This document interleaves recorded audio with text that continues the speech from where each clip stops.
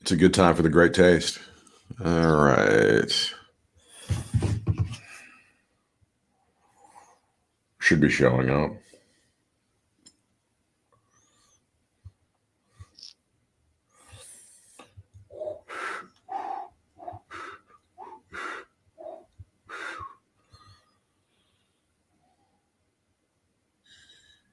It's a good time for the great taste. All right. Boom.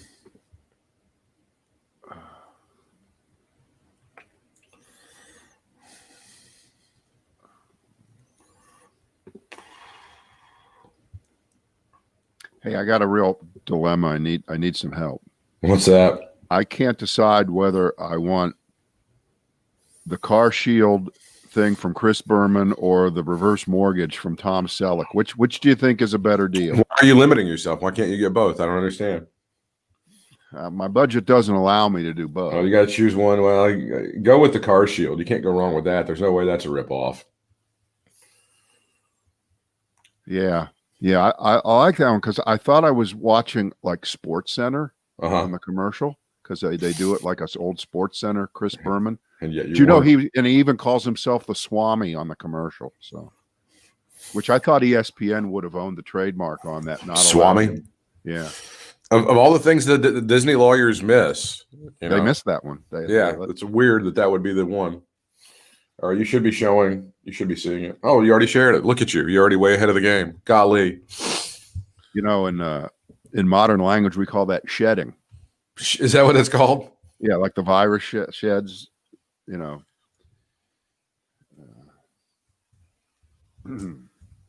All right.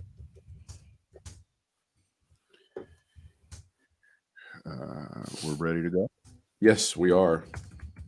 Is the Brad and Britt cast our second one for this week? Hey, tomorrow on the Wednesday Brad and Britt cast here in the same time slot. If you're watching us live at 1:30 here in the East, we'll have our old friend Dennis Elliott, who's had us on a couple of times. That's the podcast world, isn't it? It's what we're all about.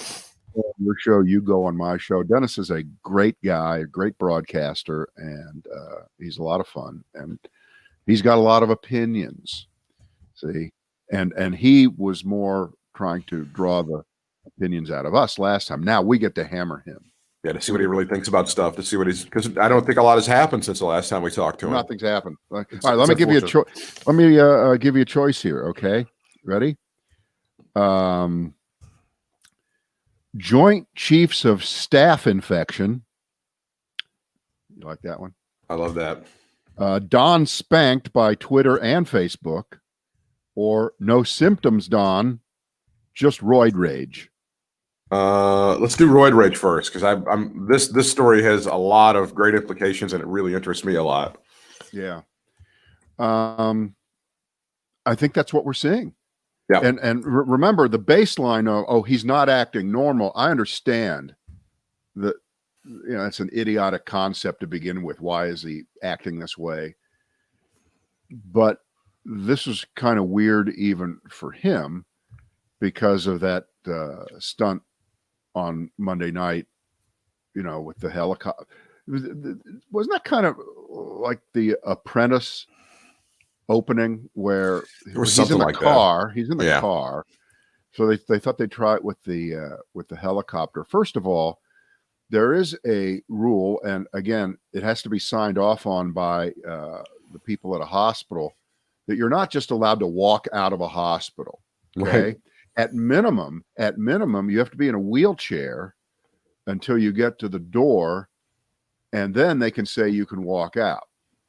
And then after that, if they say you can't even walk out, you would have to be in a wheelchair to get to the car, to get to the helicopter. Right. So here's a guy who always follows the rules, always does what everybody else does, always is politically. And this time he just walked out of the hospital, by the way, in a suit, which is the way everyone leaves a hospital. By the way, he went in a suit. Right. He left in a suit. And, we've joked about it. We've talked about it.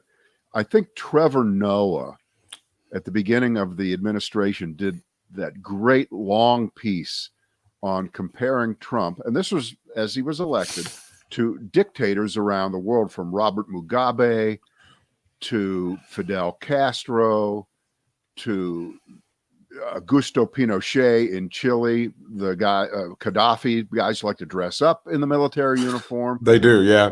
And that was our version of it last night. Our meaning the United States' version of a guy in a suit asserting his strength, asserting his power.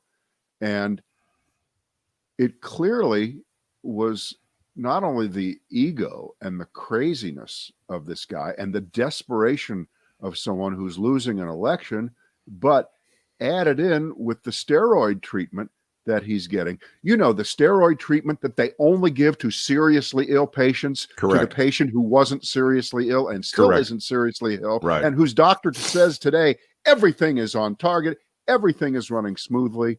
Oh, also, he's not out of the woods yet. They keep saying, they keep giving you that one too, as they go, oh, he's fantastic. He's the only guy to catch COVID and end up being way stronger after just a few days. It's amazing. Well, how's it happen? This is where you miss the point over and over again, sir. Sir. It isn't whether you, and you're lying, whether you feel that you're better off now than you were 20 years ago. And of course, that's because you're high on steroids.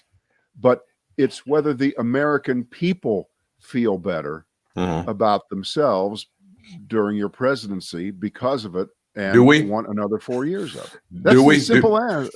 Do we? So now I did hear some people who were complaining, like, oh, they gave him, all of the news networks gave him like a free 20-minute ad or something during that idiocy. But I don't think that was helpful to him in any way, shape, or form. Right. I mean, in terms of the actual amount of airtime and the free, yes, of course that's true.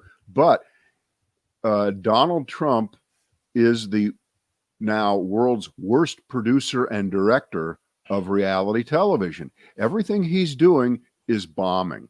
Everything he's doing is playing to a smaller and smaller audience, which I think he understands. He understands ratings, and his ratings are going down. Not necessarily the number of people who may have been forced to watch that last night, because I think it was roadblocked all across every channel. That's not the rating that we're talking about. We're talking about the approval ratings. We're talking about the polls in state by state by state. I mean, there it is, right there on Drudge today. What is he down? 11 in Pennsylvania? 11. 11. There's some national polls that show him down by 11 or 12. And I know, again, national polls don't mean anything, but yeah, they do. You're not going to lose an election by 11 points. And CNN 16, Britt. So there you not go. 11. Well, I'm supporting our president, so I'm gonna ignore that. That's fake news. Yeah. And of course, what was the money shot on what we saw on Monday night? What was the pièce de résistance? Well, it's the money shot was the hookers in Paris, wasn't it? Of course, that was that, which is always the case. Yeah. You climb on board the balcony and you rip the mask off for America to see your beautiful, handsome, sexy, strong, resilient face while you're breathing like this. It was so played. It was so trite. It was so rehearsed and so staged and so ineffective. But he thought again that he's Charlton Heston and fucking Ben-Hur or some shit like that. Just like up there posing for the world to see what a strong, dedicated, resilient, vital, sorry, I used the wrong word, man that he is. Right there on the balcony at the White House, ladies and gentlemen. Just think about how bad this is. Just think about how tone deaf, off key, insensitive, more proof that he's the most unfit person for the job of president who's ever held that job, that through the entire weekend, he never had the good sense to talk about the fact that, and everyone knows this and everyone realizes it, that he was lucky enough to have the best medical care in the world, not have to pay for it, and not have to worry one iota that he wasn't going to get the latest cutting edge ideas in treating COVID. And too many of our citizens, there's a way to say it, too many of our citizens don't have access to this, in addition to the fact that too many of our citizens don't have access to any health care. And he's so wrapped up in himself, and everybody can see it. Oh, And yeah. so what's his answer to put on a production at 6:30, which is news prime time all across the East and because that's what we do here in Midwest. 1977 is we stop at 6:30 and we watch Uncle Walter. Right. Doesn't everybody know that?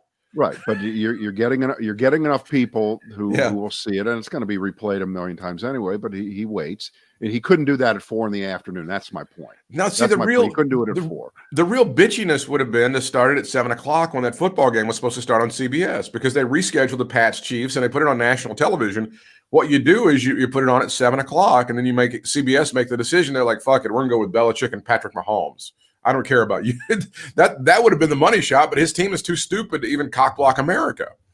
That's what's going on with Donald Trump. He could have done that, but he's so it was so ineffective and so terrible. It's so bad. You're right. I don't know what else to say. And then I did see the thing about the remdesivir, which I don't think is even available in America, but they said it was like $5,000 per dose, and if you could get it, insurance would pay about a third of it, so that's $3,600 per dose of this shit that you would be able to. And people can't afford that. I don't know if he understands that. People just don't have $3,600 in their couch cushions.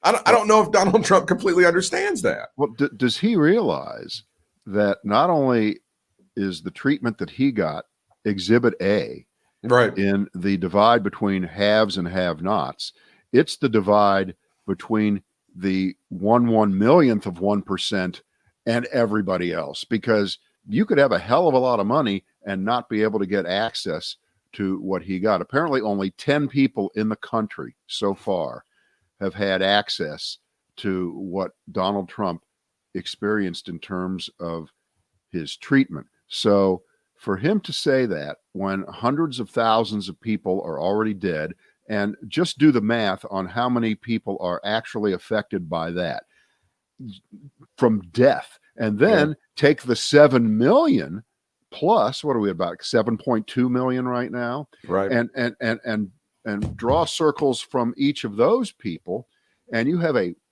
huge part of the country that not only is, quote, in fear of the virus, which you shouldn't be in fear of it, don't live your life that way, that knows exactly what the story is and is not subject to your bullshit about it. And by the way, can we go off ramp for a second here? Sure. I have a language complaint and a defense. This would be a great nitpick, yeah. Yeah, this is a great nitpick. A defense of the word baloney. All right, because remember, baloney is the euphemism that's used on TV when someone wants to say bullshit. Right? Correct. Yeah. Donald, that's a bunch of baloney. All right. It's funnier. It's fun. It's a funny word. Yeah. And everybody knows what it means. But I say that baloney is not such a horrible thing. It's not the worst food in the world. No. It doesn't kill you. You eat it when you're a kid mostly. You don't eat it later. And baloney is not bullshit. Baloney is a food. Baloney is legitimate. Right. So from now on, I think that they must stop with the word baloney. We now return to our regular program. Well, what's bad? What's universally already bad? In regress. Well, you always have to come up with another solution. What's something that's bad? That's kind of a. I mean, you're not. Well, I'd rather them just say BS, because you can say BS. Well, bull. I mean, bull's always good. You can say bull. That's a bunch of bull. Yeah. Okay. What was it? Leave baloney alone. Who was that guy that laid on the ground and it was the Britney Spears guy? Yeah, and he started doing stuff for Kimmel and all sorts of shit. Yeah, it was pretty funny. He had his moment. So you've seen physician after physician. Some of the people who have actually taken that steroid that Donald Trump is on talk about it. It just produces mania. And that's what he's going through right now, is complete mania. And the idea, we can't even have the conversation about the 25th Amendment that this man is not fit for office. We just can't have it. It's not something that's even discussable at this point. No, it doesn't seem like, but what you're seeing clearly is a man who is in a manic stage because of this rather strong steroid, which he has to finish. You know, when you take the steroids, you have to finish the course of them. You don't just stop halfway through. Hey, I feel great, I'm going to stop. Not supposed to do that. They tell you got to continue to take the shit. So it's going to be a while before he finishes through his course of this shit. So the mania is going to continue for a while, Brad. He's acting this way and he's losing. Imagine if he was winning. Oh, God. How would he be? But this is the worst public example of megalomaniacal behavior that we've ever seen in a president. And apparently, and we can keep asking the question. I guess we'll be asking it for years. The question is not being answered in the affirmative right now. Aren't there any Republicans ready to just say enough? And we're not asking for a full Barry Goldwater walk down the street, walk into his house and say GTFO. Although, what? I mean, I wouldn't be against something like that if somebody. I know, but it ain't going to happen. But at this point, when he is clearly a danger to the entire country, himself, the world, and now provably, it was theoretical but kind of real, but now it's provably true that the national security is being threatened because the entire Joint Chiefs of Staff has had to dive underground into quarantine because it's spreading through that part of our government. Now, is that the result of Donald Trump meeting with the Joint? I have no idea. Who knows? But it's something to be, if not really, really, as Susan Collins liked to say, concerned about. It's something to take really, really seriously. And for Trump to stand up there after 3 days, jumping out of the hospital too soon, with no guarantee that the 3 or 4 days now he isn't going to relapse horribly, to get up there and brag to the world that he beat it, and have all these sycophants put up fake videos with his head on Vince McMahon's head. He's beating up the virus. He's all that kind of just crazy shit. It's running around again, and that fool Matt Gaetz from Florida saying, Churchill and Roosevelt, move over. We have a new hero. You know, to feed Trump's ego. Plus, Matt Gaetz has been recycling the old Chuck Norris jokes, hasn't he? Like about the virus, he's going to kick the virus's ass and stuff like that. Right. But to make that comparison, and by the way, I'll go on record here because it's going to come up. All right, you ready? Ready. At some point, I don't know whether it's Donald Trump. It might be him. It might be one of his suck-ups. Make the case that Donald Trump is the modern equivalent, a coronavirus survivor of a Holocaust survivor. Wow. What do you think? What are the chances someone's going to go there? What do you think? Well, if you go, so if we go through that, that means that Donald Trump, essentially what he was telling us in that stupid video was, you don't have to be scared of the Nazis. It's okay. You don't have to let them dominate your life. You don't have to be worried, because that's essentially the speech that he gave America, right? Well, all you got to do, you're actually giving some thought to what someone might do when they say that, but yeah. But yes, all you have to do, and listen, this was the point of the video, and people are missing this. Mr. and Mrs. America, if you test positive and you start feeling symptomatic from COVID-19, all you have to do is get your driver to take you to Walter Reed, and they'll start like working on you and giving you all the medicine that you need. I don't understand why don't the liberals talk about that, Brad? Why don't you hear Nancy Pelosi? What's Nancy Pelosi's nickname? And she's a brain. I don't know. He's got some sort of Nasty nickname. Nasty Nancy and Chuck Schumer. Why don't they talk about that? All you have to do is just, why don't you have your driver in your Suburban or whatever, or your Cadillac Escalade, drive you up to Walter Reed and just start taking the remdesivir and start taking the steroids. They won't talk about that on CNN. They won't talk about that on MSNBC. Right. The man has the plan, and he's telling you not to be scared. He's telling you, and I think he came up with this, the only thing we have to fear is fear itself. And that's Donald Trump. And thank God he finally said that in 2020. That ought to be a slogan forever, don't you think? That was essentially what the video said. Oh, you don't have to be scared. I mean, I know my so-called black friend Herman Cain died from it, but you don't have to let this dominate your life. I know 200,000 of you are dead. I know that there are kids that have been orphaned, but don't worry about it. Don't let it don't lose sleep over this thing. Now, the drill down on what you just said in paraphrasing Trump saying you can't let this rule or dominate your life means open up all the schools. Yeah. Every business should go back in business. Put the people in the football stadiums. Put the people back in the stadiums now, because that will make me look good and I will get reelected. Now, that is the most simplistically stupid thing that anyone could ever think or say right now. And if that doesn't happen, continuing to what he meant, then everyone is cowering in the face of this virus, which I didn't. I stood up to it and got kicked better. Its ass. I kicked its ass in 3 days. Now, I would submit that there is a midpoint. I think Joe Biden has basically hit it right on the head there, of being really, really concerned about it, being very, very careful about it, not going out of your way to be an idiot about it like Donald Trump has been, and total fear and never walking out of your house and never being in a room with any human being ever again. And Donald Trump is trying to allege that everyone who shows the kind of concern that Joe Biden has shown, being very, very careful, because like you, Trump, he's in the age group of people, albeit much healthier than you.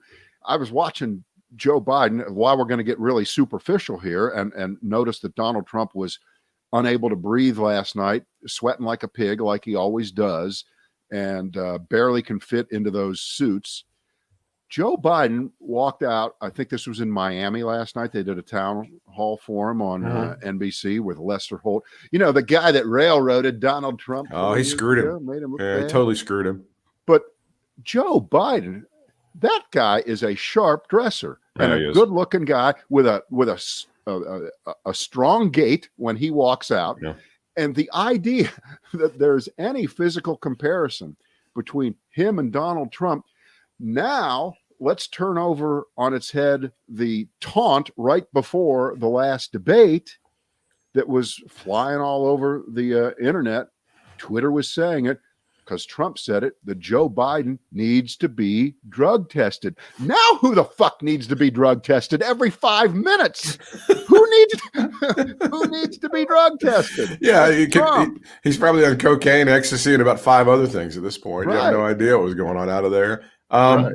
Are you of the same mindset that I am and a lot of other people, that maybe Kamala Harris going through this debate tomorrow night maybe not be the best idea? Oh, it'll be fine. First of all, think it should be okay? No one ever remembers vice presidential debates except right before each vice presidential debate. It's always, I wish these two were at the top of the ticket. Right. It's Lloyd Benson and it's Dan Quayle, and that's right. The whole thing. Right. You might get a zinger in there, but I don't think it's a bad idea. First of all, you don't want to be seen. You can't be seen as backing out for no particular. But he's been in situations where he could easily have been. He was at that super spreader event, and I don't want her to get sick. That's my main thing. And I know they're going to try to keep them 10, 12 feet apart and all this other stuff, but I don't know. It seems like an unnecessary risk to me. And what you just said even makes it that much greater. It doesn't matter. Vice presidential debates are nothing usually. Right. But they could have done this by Zoom or Twitter. They didn't even have to be in the same place. They don't have to fly somewhere. That's the dumbest thing that's going on. I agree with that. But they still have to hold these debates in cities around the country. I think they're in Salt Lake. Is that where they're going to be? They have to go all the way up to Utah for this. When, of course, the most famous presidential debate of all, the first one between Kennedy and Nixon, was held in the Meet the Press studio in Washington, D.C. Yeah. And by the way, remember, nobody remembers where the debates happen. It's not important. But in this case, it is important for there to be as little travel, as little tumult as possible, as few number of staff people having to move around the country, and TV people and press people and everybody. But as you've said a million times, when I ask, why are we doing it this way? We do it this way because we've always done it this way. Right. Since 1960, right? Welcome to whatever institution that you love, whatever company you've ever worked for, or whatever. It doesn't matter. Even clubs that you've been to, even some charitable organizations you've been with. Yes, we do it this way because we've always done it this way. We just can't stop it. We cannot stop ourselves, because obviously the smartest thing to do would be a Zoom, not even in the same room debate. The second smartest thing would be to hold it where there'd be the least amount of travel, and you could put them 50 feet apart and have them look at a monitor or something if they can't see that far. There's a million ways to make it ultimately safe, right? But we just can't do it. We just cannot. It can't happen. Can't happen. Cannot happen. the thing that I was seeing over the weekend, and I don't know if the Biden campaign has still done this, they decided when Trump was in the hospital to suspend what they called attack ads or negative ads, whatever you want to say it. And I saw a lot of hand wringing on social media. I'm like, well, he's being such a dick and he's doing the drive-by for the Proud Boys. You resume. I think that this is such an obsolete argument because groups like the Lincoln Project and Republican Voters Against Trump and things like that, they're putting out ads that are just as effective as anything that the Biden campaign could put out. And those things are still running. So I wish people would stop wringing their hands and clutching their pearls about this stuff. Right. And it's the same argument that comes from the other direction. That is why we got the Supreme Court ruling in favor of allowing super PACs to spend their ass off on this kind of crap. It allows the campaign to distance themselves from really, really horrible, nasty things. That's how you get the Swift boat crap against John Kerry and the rest. It's interesting. In this case, you have the actual campaign pulling their advertising and saying it's not us. Well, I guess that's okay when you're going after Michael Dukakis or John Kerry, right, or Barack Obama. But when it's in the other direction, Joe Biden should tell his super PACs, which, by the way, he's legally not allowed to do. He should tell them to stop running the ads. I agree with you. It's a decent thing to do, but our elections are not fully in our control, and our campaigns are not fully in our control, are they? No. Well, there's no, to me, backlash against Joe Biden for continuing to run attack ads. There's none, and that's fine, but he's not running the best attack ads. I mean, I hate to say his ads aren't the best one, but there's nothing wrong. Joe Biden has owned the high road so far, and so far more people are joining him on the high road I can't wait, and I hope we get some polls in the middle of the week today on Wednesday or Thursday that now include the crap that Trump has been doing with the coronavirus and his own case over the last 4 days, because the latest ones don't include that. They very well may include the diagnosis, the positive test on Thursday night into Friday, and him going into the hospital, but they don't include what happened Monday night with the helicopter bullshit and the attempt to tell everybody that you really are Kevin Bacon in Animal House. All is well. Don't worry about it. Carry on. All is well.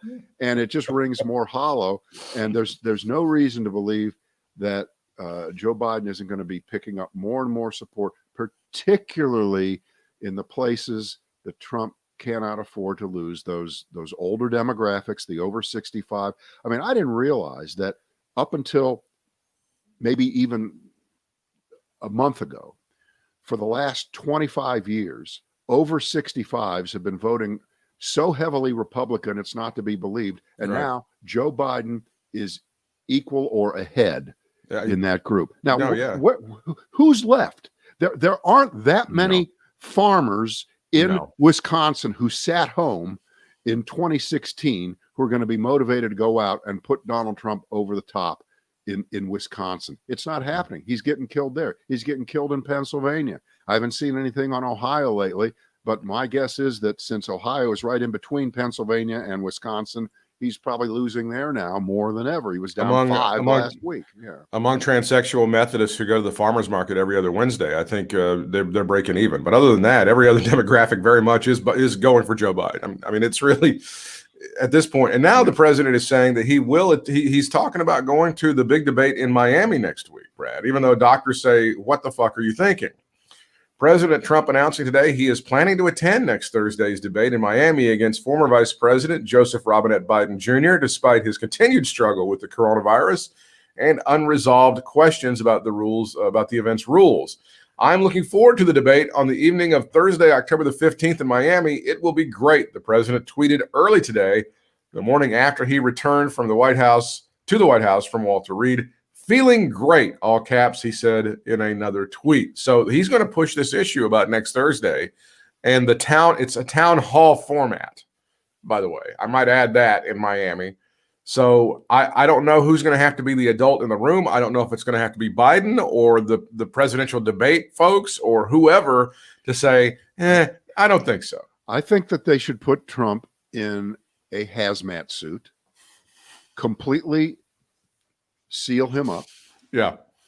And then the people in the room could agree to be in there with him. There'd be a hose coming out of the back of it to pump air in and out.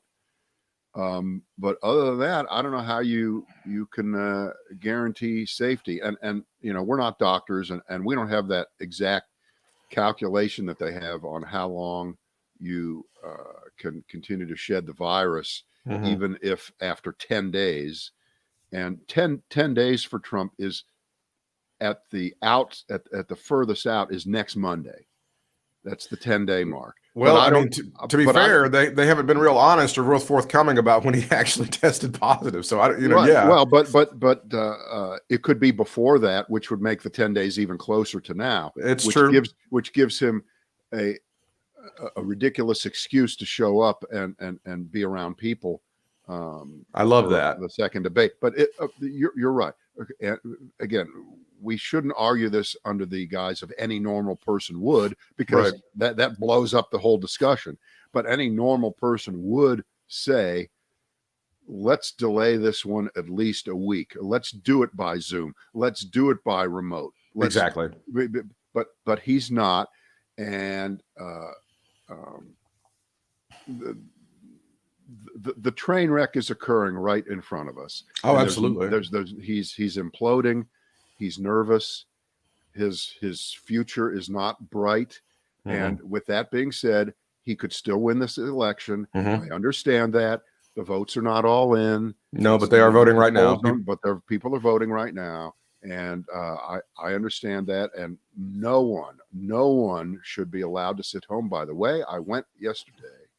After we got done, I went over to the county Democratic headquarters and picked up the little blue sheets that have the list of people you're supposed to vote for. I'll bring them in here tomorrow. I'm not going to run out here right now. You'll see. Sure. They're very nice. They're very easy.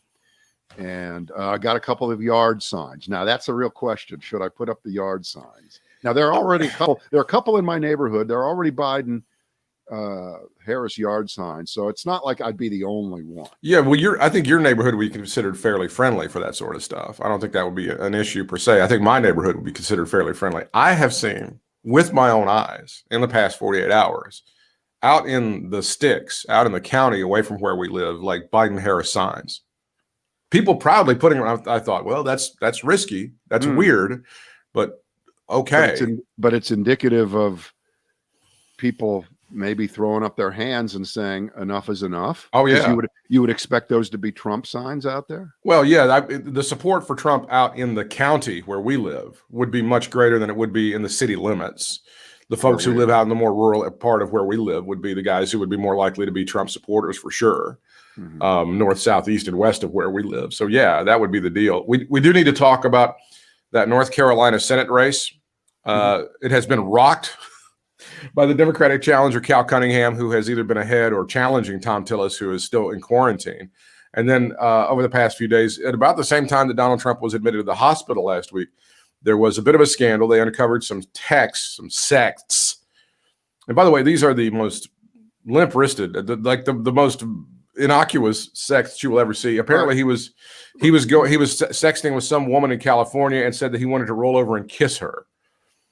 And they have been verified that the campaign has said, yes, this was something the senator did, and he is apologetic for it. His wife is aware of it, and we would hope you would give the family some privacy. Right. I have a question. So there is no physical affair that's happened, correct? I don't believe that there's any allegation of that. I don't think that's even been anything that even the people who hate Cal Cunningham would say. Right. So this is just aspirational, right? This is exile. I want to kiss you all over and over again. Yeah, I don't kiss you all over till the night comes again. Exactly, which was a massive hit, a huge hit. It was. It was. And then they went country. I don't think there's any woman who would want their husband to have that sort of stuff and to discover that stuff. And of course, But I've been clear about this, and I'm going to say it publicly now. Cal Cunningham could bang a woman on Fifth Avenue, and I'd still vote for him. Or a man, or a pig, or a horse, or anything else, and I would still vote for it. Yeah, I think the Independent over in Raleigh has already done some polling on this, and nobody's moving. It has not affected the vote. And I have to say, because again, I think, and I hope we can talk about this in arrears a month from now. Right. That Democrats have achieved enough of a maturity level. And remember, most of them are old enough to remember this guy named Al Franken. That's right. Okay. And how they ran Al Franken off the court because they had to appear politically correct because it was right in the middle of the Harvey Weinstein. That's right. Thing. It was a comic picture that he was taking very comically of pretending to grab someone's breast. He never actually did it. Right. So here we are. And again, this is like talking about Trump and the coronavirus. Is it about Donald Trump and his personal experience with the coronavirus and how bad he is at handling it for the country, so you're not going to vote for him, versus,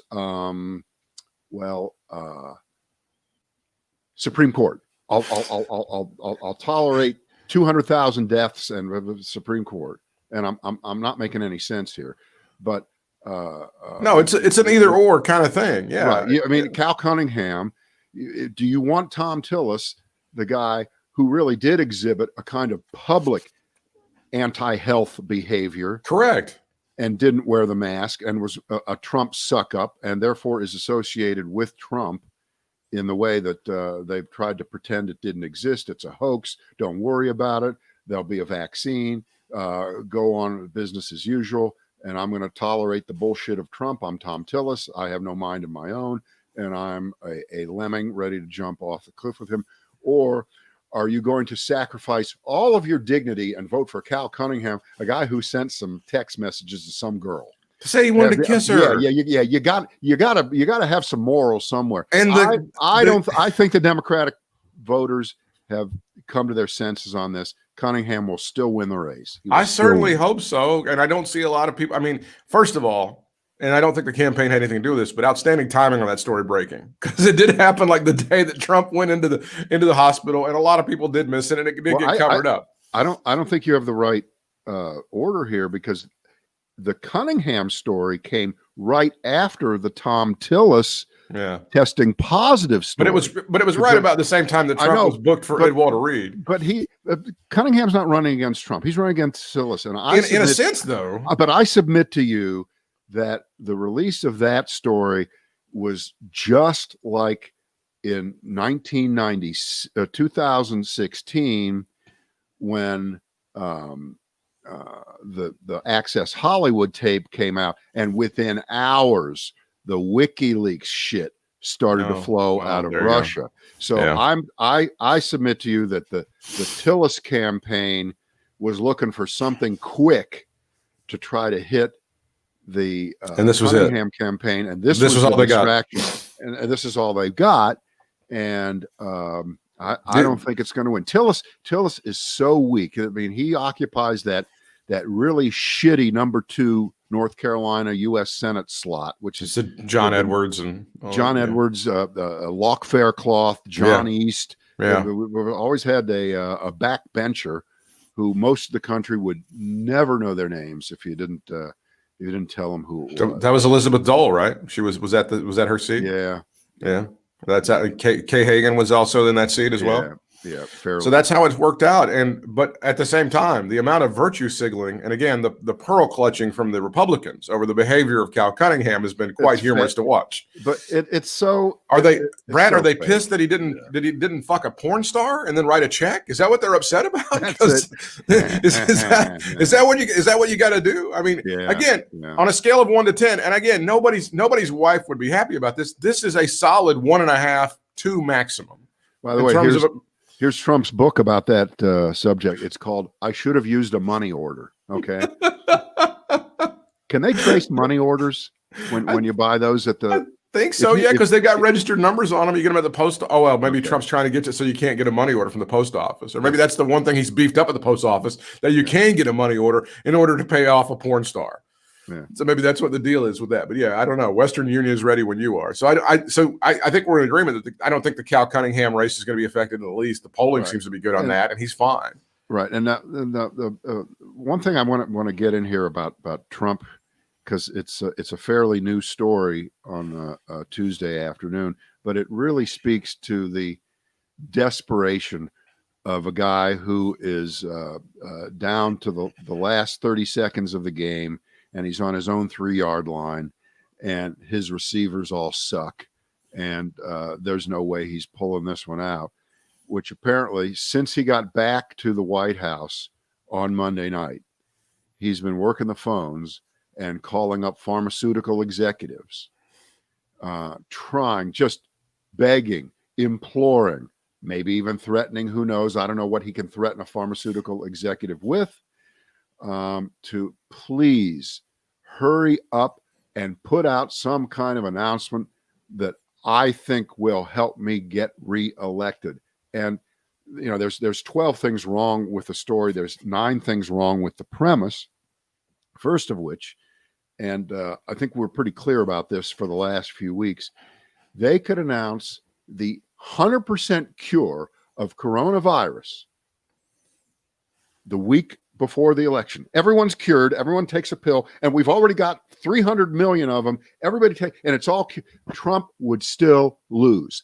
It's not down to that. We're not arguing over whether the biotech industry is going to eventually come up with something pretty good, pretty decent. That's not the argument. And it's also not the argument as to how fast they're able to do it, considering it's taken 4, 5, 10 years before. They're moving very, very quickly. We all agree on that.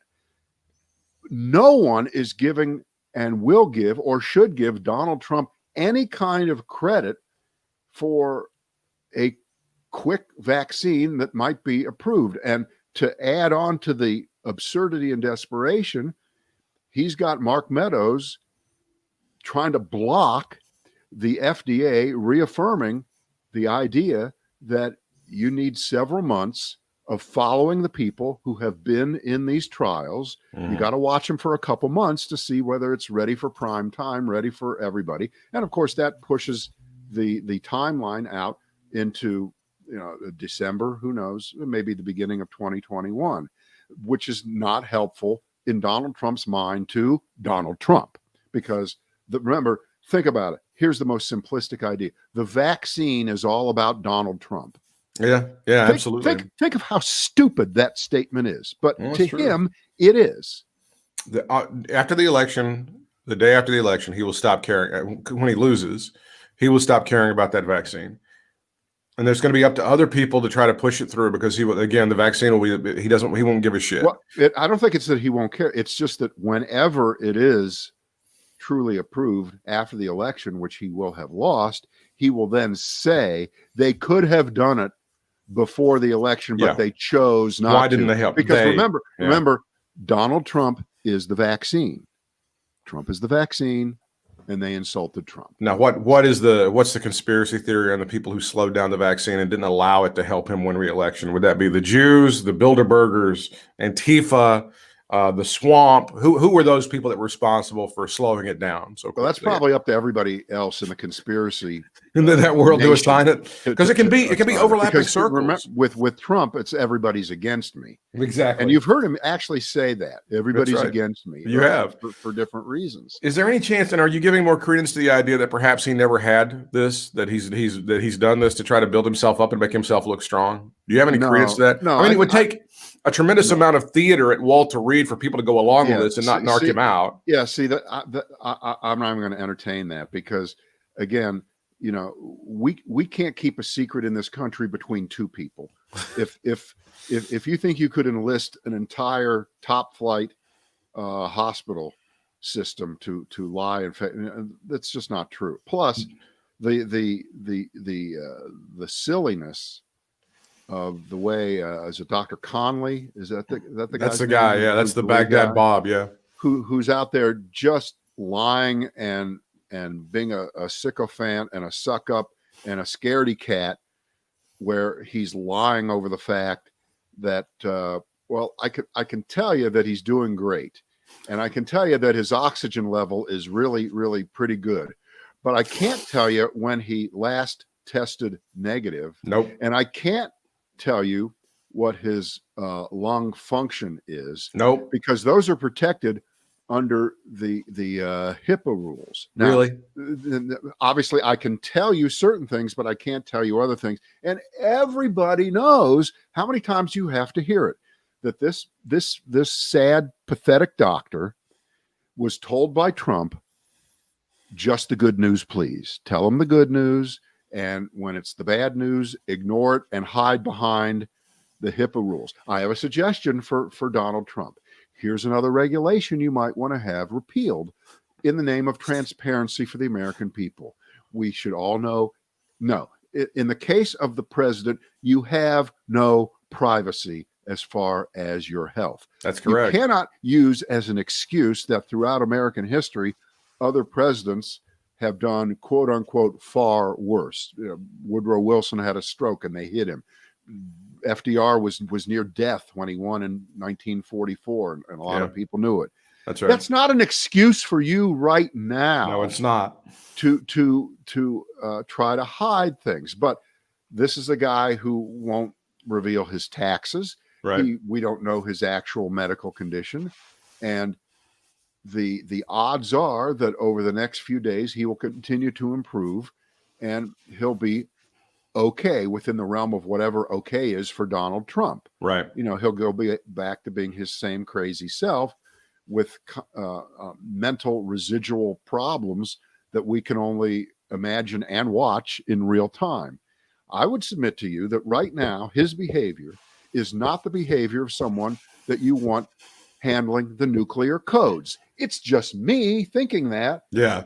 But I think it makes a lot of sense. And if you want does. a 25th Amendment discussion, there it is. That's the guy it. who would tweet out that kind of bullshit, and he's talking about making an address to the country to brag about how great he is in beating the virus. You know what I say? Let him do it. He is losing more votes every day. It's true. Among American families who are concerned, who do fear this virus. They don't fear like the boogeyman is coming to out from under the bed to kill them, but the best defense against the coronavirus is to not get it.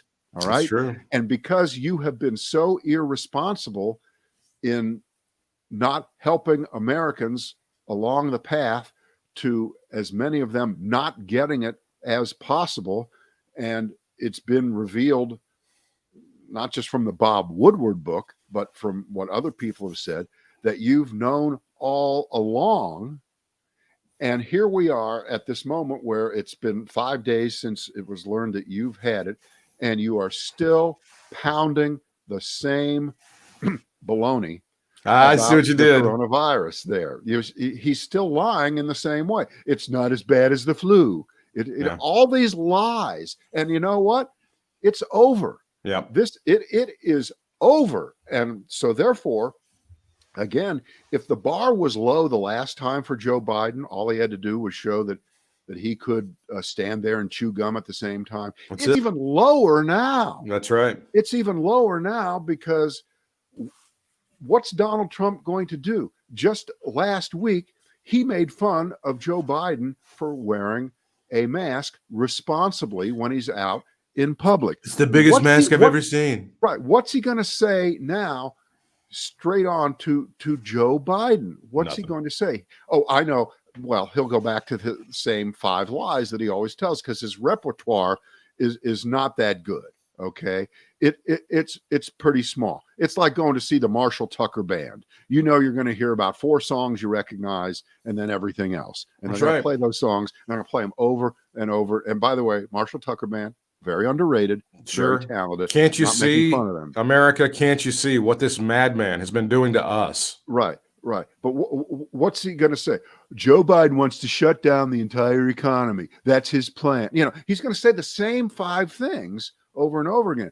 Now, in the town hall setting, it works even worse to do those kinds of things because you have a citizen who will talk right back to Trump, and they will. You saw that town hall that he had on CNN about a month ago, right? Was that on CNN that he did that? I think that was on CNN, yeah. And the people there, they didn't take shit from him. No. They did not take they're done with him. Plus the facials, the reactions on people's faces, even with the masks on, you can see how disappointed and how disgusted they are with him. Yeah. That's an amazing thing. Yeah, that'll be hilarious at a town hall meeting. Someone's wearing a mask and the person will be, 60 feet away from Trump, and they'll say, "Can I take it off to talk?" No, you can't take it off. No one's been for masks more than I have. I was the first guy to say everyone should wear a mask. He'll lie about it. He will just flat out lie. That's Mr. Mask. Donald Trump is Mr. Mask. Yeah. And that's our show for today, ladies and gentlemen. That's it. That's what we've got. Dennis Elliott tomorrow. Yeah. Don't forget. Yep. Yeah. We'll see you then. Bye. Boink.